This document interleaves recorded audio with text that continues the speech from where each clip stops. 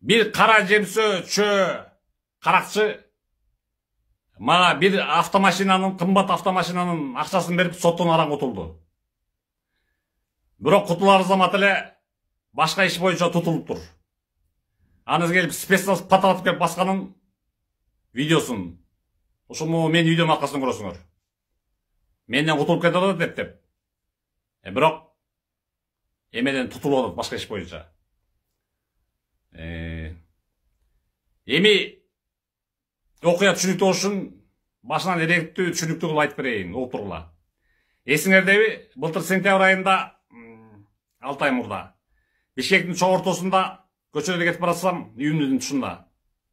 Золотой квадрат Московского Гоголь кетип баратсам, Центральный мечитинин жанында. Аркаман катын дарчасынан жүгүрүп келип, тротуардан 3 бандит кол салып, таяк менен чагып жиберип аркадан. Анан мен 1 ай больницада жатып чыккам, эсиңердеби? Тигилер качып кеткен менен бирөө колго түшкөн ошол замат. Анткени аяк напичканный район, Золотой квадрат, элитный район бүт. Видео камералар түшүп калган да. Колго түшкөн ошол уюштуруусу гок машинада барат. Ал окуяда эсиңерде. Анан жакында Сверлов райсотунда Бишкекте сот болду. Судья расмий түрдө айтты. Мэрдеги видео камералар бүт мына карап турат. Сүйлөгөнүңөр дегениңер бүт официально болуп саналат. Так что байкап сүйлөгүлөр деди. Анан Вера Олеговна деген орус аял күбө ошол көрүптүр. Ал мындай болуп калат. Гоголь Московский келип светофорго туруп калат. Светофордон токтоп туруп калганда нар жактан мен басып кеткем болом, бет маңдай тротуардан басып кеткем болом да. Ошол кезде Вера Олеговна айтып атат, мен карап туруп калсам, мотуй басып кетиптир кыз көнөкчөн. Аркасынан гок машинадан бир 10 метр нар жактан. Үчөө жүгүрүп келип туруп эле бита менен мотуйду башка чабышты деди, аркасынан. Мотуй эт-бетине кулап түштү, көмкүрөсүнөн. Ошол кезде пайдаланып, ордон турганча тигилер катыратып тепкилеп туруп, машинасына түшө качты деди. Анан түшө качкан менен отолуп алат машинасы. Жандар таптуу чөйлөрдү карабайсыңбы? Экөө аркасынан жүгүрүп чыгып, чөйлөр чөзүн туш тарапка качат. Анан кайра машинанын отолганын көрүп ашып, 50 метрден кайра жүгүрүп келишет. Мунун баары тиги Вера Олеговна соттон айтып атат. Расмий түрдө. Бул эми орустар, местный орустар коркпойт эч кимден. Биз на крайнак биздин хакейлерден коркпойт, сотубуздан коркпойт. Бандиттен коркпойт булар. Өздөрү натурасында честно жүрүшөт, прямой сүйлөйт, чын сүйлөйт.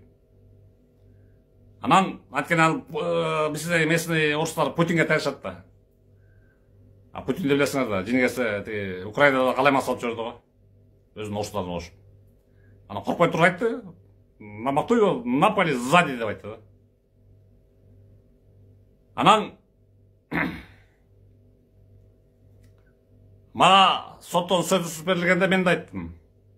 Тиги жана колго түшкөн чөөнү Ильяс Бакиевди жаллап. Мен айттым.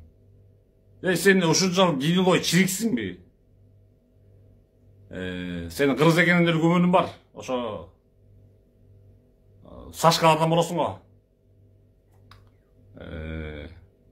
Какой-то 6 ай мурун, то есть 6 жыл мурун колонкада чогуу жүрүп бир сөз айтканымда ошону кектеп калсың. 6 жыл эмне ушунчалык ичиңе чирей бердиң бе? Чирип ирип. Эмне ушунчалык гнилойсуң бу? А мен сени зөкүрлүң дедим. Мына 6 айда унутуп калдым. Анткени мен нукура кыргызмын, толук кыргызмын. Таза кыргызмын, унутуп каламын дедим да. Анан экинчи мунун үстүнө кекерлеп сүйлөмөймө болду. Судья сурады, да, бир сураган айттым. Мен кимден көрөсүң, кимден көрүп атасың деген дейт. Мен анан көрүп аткам деди тиги. Камчы Көлбаевди критикалап аткан мага чейин. Мүмкүн ошол жерлеттер уюштурду деп Азаттыкка берген интервьюмда ачык сайтына илинип турат дедим. Как раз ошол кезде тажиктер кошулуп калды Кыргызстанга. Тажиктерди катуу критикаладым. Мүмкүн ошол тажиктерден да болуп кетти, биякта жүргөндөрдөн деп интервью бергеним Азаттын сайтына илинип турат.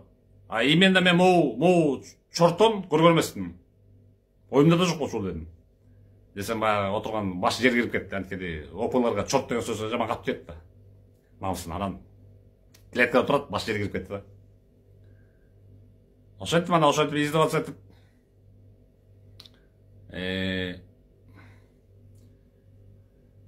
ошо менен мен муну ошол тиги лечение тиякпагыма кеткен акчаны тышкары ошол бир кымбат автомашинанын акчасын төлөп берген үчүн адвокат аркылуу аларны кечирдим дедим. Ошо менен бул 7 жыл зона алды, бирок 3 жылы условно алды, пробация болгон. Эми карабайсыңар эми.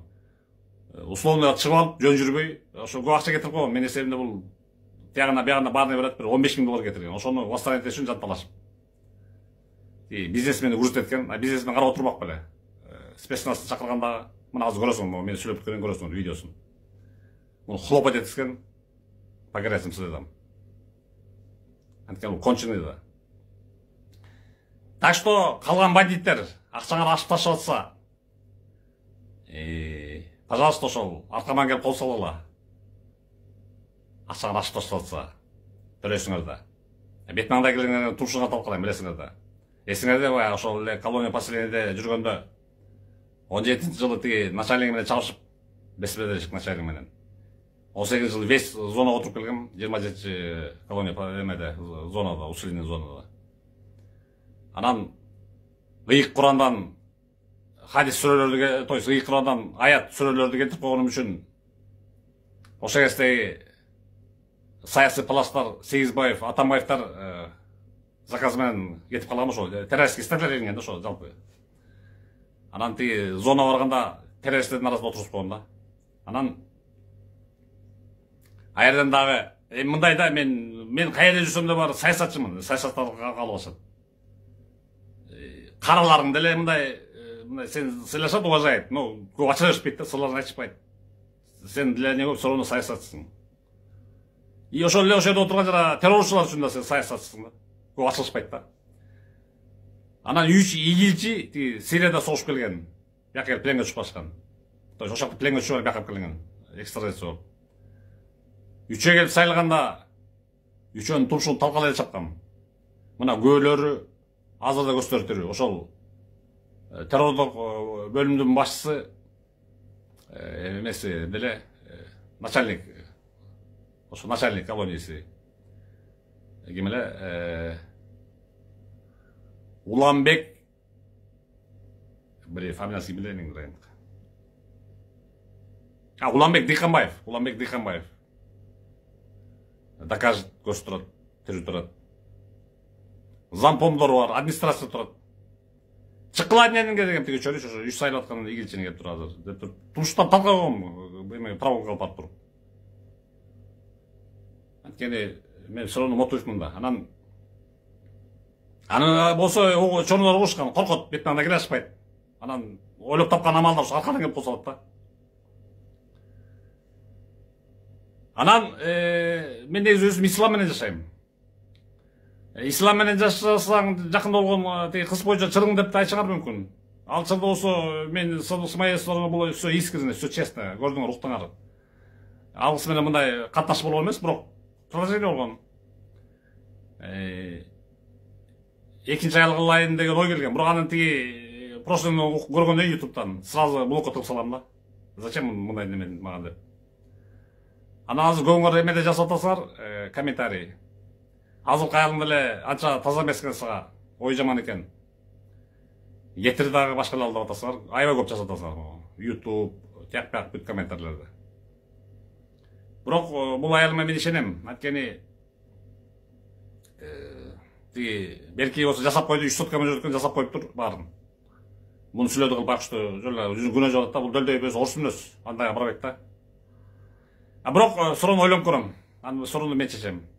Так что мындай 2 аял дегенге бул бизде кыргыздын кыздары даяр эмес.